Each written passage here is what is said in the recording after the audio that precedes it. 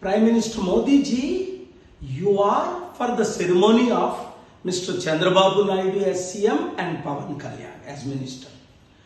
But what we want, the people of Andhra Pradesh 6 crore, you to keep your promises you made to us 10 years ago. 1, special status for Andhra Pradesh. 2, not to sell privatized steel plant. 3, smart cities for entire Andhra and Telangana. 4, create lakhs and crores of new jobs. 5, railway zone for Visakhapatnam. 6, steel plant for Telangana and Kadapa.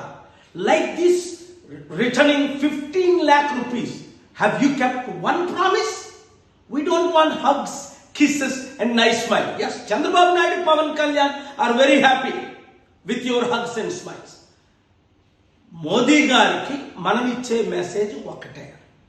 వారు ఇచ్చిన వాగ్దానాలు, railway zone కట్టారా, special status ఇచ్చారా, 15 లక్షలు ఇస్తానన్నారు ఇచ్చారా, కోట్ల ఉద్యోగాలు ఇస్తానని ఇచ్చారా, స్టీల్ ప్లాంట్ అమ్మనని ఎందుకు అమ్ముతున్నారు, కడపలో తెలంగాణలో స్టీల్ ప్లాంట్లు కడతానని మాట ఇచ్చారు, అనేక ప్రామిసులు వాగ్దానాలు స్మార్ట్ సిటీలు ఒకటైనా చేశారా? ఇప్పుడు ఇస్తుంది ఏంటిది? హగ్గులు చిరంజీవి పవన్ కళ్యాణ్కి, స్మైల్స్ చంద్రబాబు నాయుడు గారికి. ఏం చేస్తున్నారు చంద్రబాబు నాయుడు గారు? ఏంటిది? మళ్ళా నన్ను జైల్లో పెట్టకూడదని.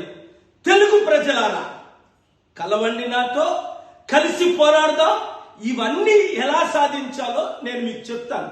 మీరు ఒక్కొక్కరు 10 మందికి 100 మందికి షేర్ చేయండి. మన పోరాటం ఆరంభమే. ముఖ్యంగా కాపులందరూ చాలా బాధపడుతున్నారు.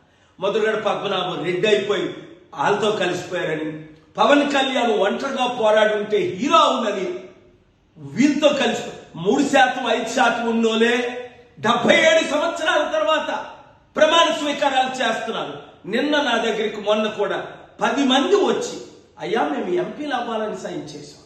అయితే నేను బీసీ అయినందుక కాపు అయి నేను ఒకటే చెప్పాను, నేను కూడా బీసీఏ, 52% ఉన్నాం.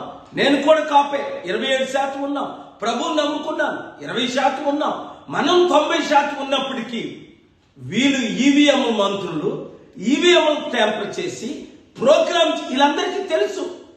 ఇది అన్ని అరికట్టాలి అంటే మనం అందరం, బడుగు బలహీన వర్గాలందరూ నా ఆధ్వర్యంలో ఒకటి కండి, అవినీతి అంతం చేసి చూపిద్దాం. Failure is the first step for success అన్నారు. నాకంటే ప్రపంచంలో సక్సెస్ అయింది ఎవరు? వదిలేస్తావా మన దేశాన్ని, మన రాష్ట్రాన్ని? మణిపూర్ లాంటి ఘటన జరగనిస్తావా?